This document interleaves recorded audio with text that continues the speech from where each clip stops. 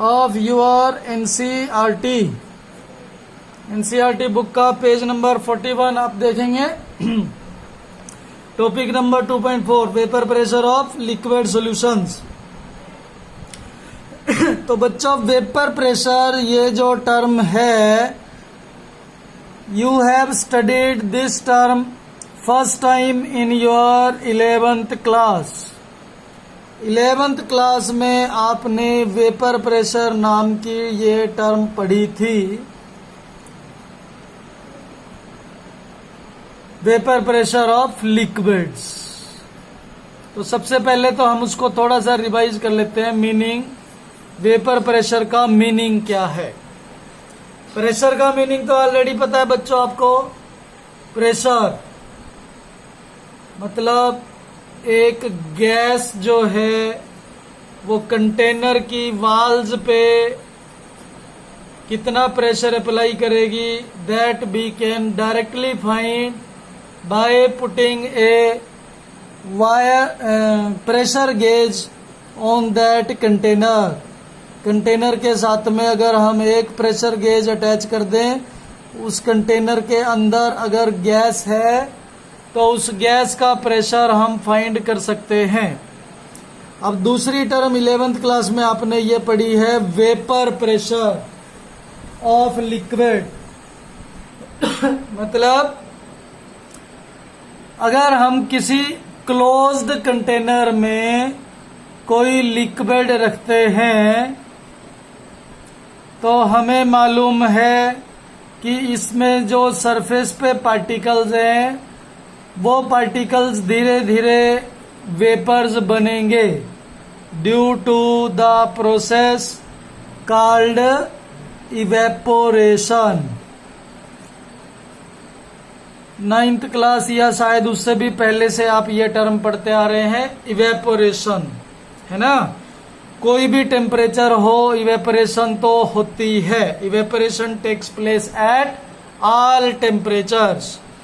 Temperature ज्यादा होगा तो इवेपोरेशन फास्ट होगी, टेम्परेचर कम होगा तो इवेपोरेशन स्लो होगी। अब किसी क्लोज्ड कंटेनर में अगर हमने कोई लिक्विड रखा, स्टार्टिंग में यहाँ ऊपर इस कंटेनर में लिक्विड के ऊपर कोई भी वेपर नहीं था, there was no vapour of that liquid in starting.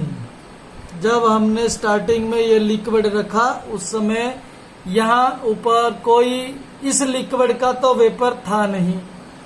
But we know that at all temperature evaporation is taking place. तो थोड़ी देर में जब यहाँ इवेपोरेशन होगी तो इस लिक्विड की सरफेस से वेपर्स बनने शुरू हो जाएंगे, है ना।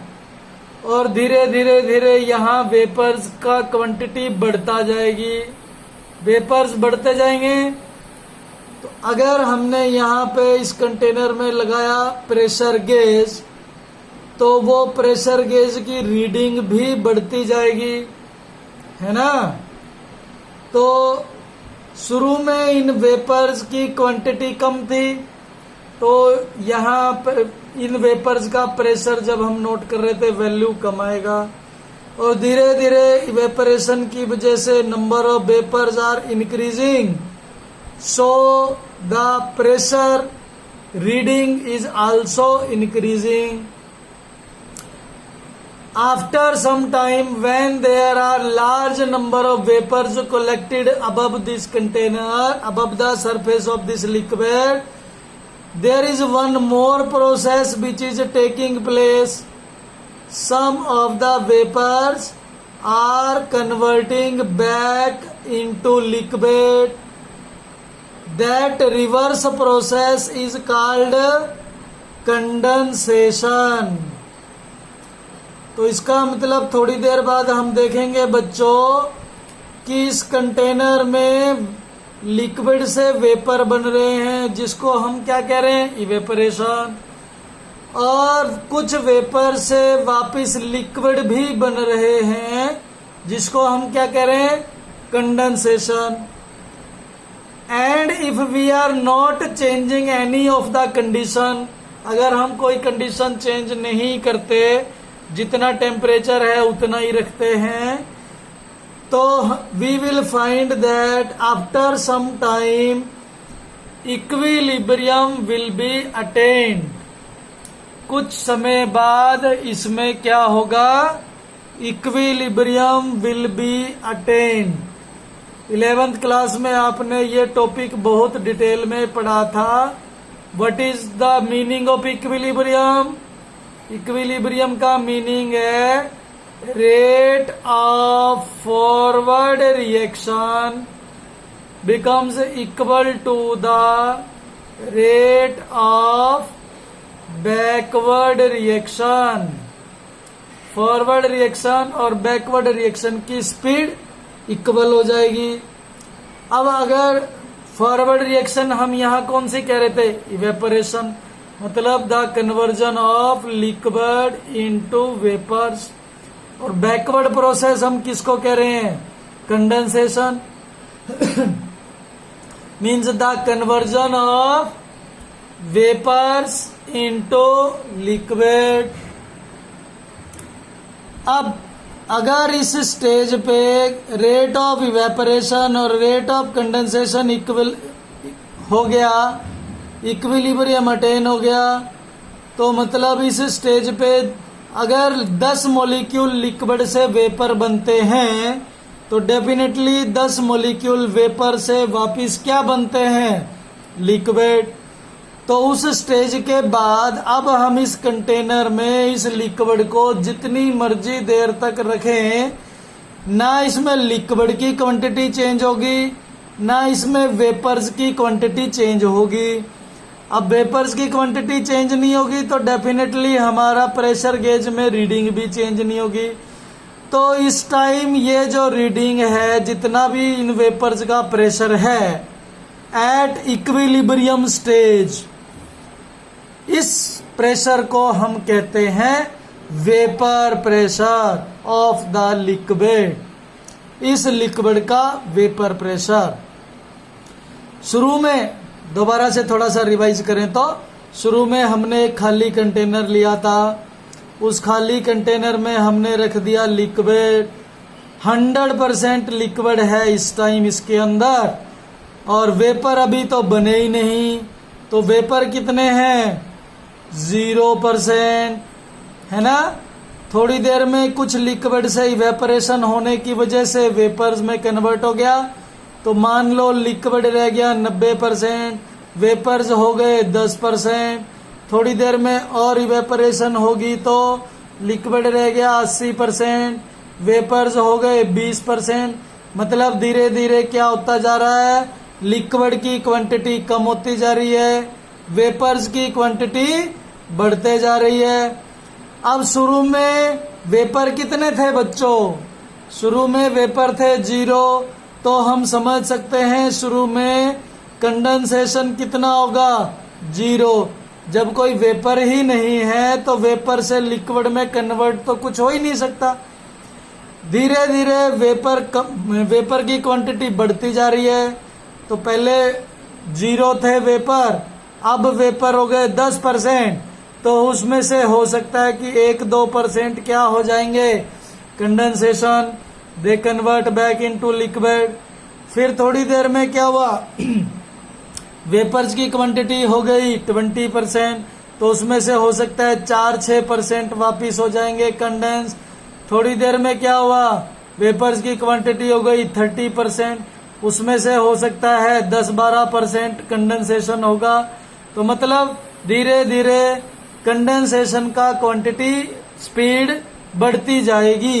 क्यों बढ़ती जाएगी, क्योंकि धीरे धीरे वेपर की क्वांटिटी यहाँ बढ़ती जा रही है। तो प्रेशर गेज जब हमने लगाया था, शुरू में वेपर 0 थे तो प्रेशर भी 0 था।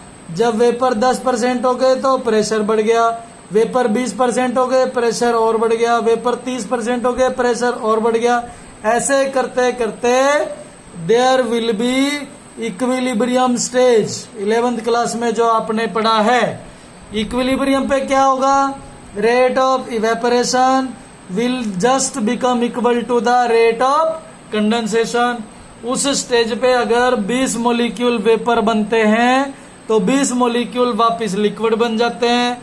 तो उसके बाद आप इस कंटेनर में इस लिक्विड को जितनी मर्जी देर रखेंगे, अब इसमें और ज्यादा वेपर की क्वांटिटी नहीं बढ़ेगी, लिक्विड की क्वांटिटी नहीं घटेगी। तो इस स्टेज पे जितने वेपर बन चुके उन्हीं का तो प्रेशर ये गेज दिखाएगा।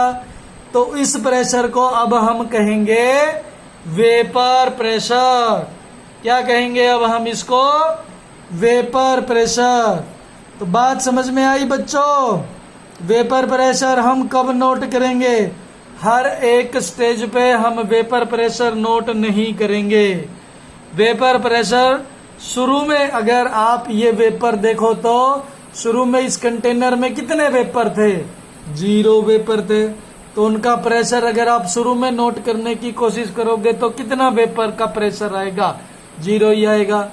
थोड़ी देर में 10% वेपर हो गए तो प्रेशर बढ़ गया, थोड़ी देर में 20% वेपर हो गए तो प्रेशर और बढ़ गया, थोड़ी देर में 30% वेपर हो गए तो प्रेशर और बढ़ गया। मतलब इस कंटेनर में लिक्विड रखने के बाद थोड़ी थोड़ी देर में प्रेशर बढ़ता जाएगा, बढ़ता जाएगा, बढ़ता जाएगा। कब तक, जब तक इक्विलिब्रियम नहीं आता तब तक हम इस प्रेशर को वेपर प्रेशर नहीं कहेंगे, क्योंकि इसकी वैल्यू फिक्स नहीं है, बढ़ती जा रही है। When the equilibrium is attain, उसके बाद आप देखेंगे जितनी मर्जी देर तक आप इसको रखो, अब इन वेपर्स का प्रेशर नहीं बढ़ेगा। It has become constant. कब हुआ है कांस्टेंट, ये कांस्टेंट हुआ है एट इक्विलिब्रियम। इक्विलिब्रियम पे जाके ये प्रेशर हो गया वेपर्स का कांस्टेंट। अब इस प्रेशर को हम कहेंगे वेपर प्रेशर। तो वेपर प्रेशर का सिंपली मीनिंग क्या है, लिक्विड के वेपर्स जो बने हैं किसी कंटेनर में, उस लिक्विड की सरफेस के ऊपर, है ना, और वो भी किस स्टेज पे, एट इक्विलिब्रियम स्टेज। किस स्टेज पे, एट इक्विलिब्रियम स्टेज। तो उस इक्विलिब्रियम स्टेज पे लिक्विड की सरफेस के ऊपर इस कंटेनर में जो वेपर्स हैं, उन वेपर्स का जो प्रेशर है, उस प्रेशर को हम कहेंगे vapour pressure of that liquid. इतनी बात समझ में आई है बेटा, हम तभी आगे बढ़ सकते हैं। ये पूरा टॉपिक जो है इस कंसेप्ट पे बेस्ड है। अगर आपको ये कंसेप्ट ही समझ में नहीं आया तो हमारा आगे पढ़ने का कोई फायदा नहीं होगा, कोई समझ में नहीं आएगा। तो सबसे पहले मुझे ये बताओ कि आपको वेपर प्रेशर का मीनिंग क्लियर हुआ कि नहीं हुआ। वैसे तो ये आपको 11th में पढ़ लिया था, फिर भी मैंने थोड़ा रिपीट कर दिया। तो is the concept of vapour pressure clear to you all और नॉट, जल्दी से बताएंगे। Yes sir. हाँ, बस ये बहुत इंपॉर्टेंट कंसेप्ट है इस टॉपिक का कि हमें वेपर प्रेशर बड़ा अच्छा से पता होना चाहिए, किसको कहते हैं वेपर प्रेशर। अगर हमें वेपर प्रेशर बात समझ में आ गई तो आगे ये टॉपिक बड़ा आसान है, वेरी सिंपल है ये पूरा चैप्टर। आगे हम जहां तक भी पढ़ेंगे एंड तक, ये सब इसी पे बेस्ड है।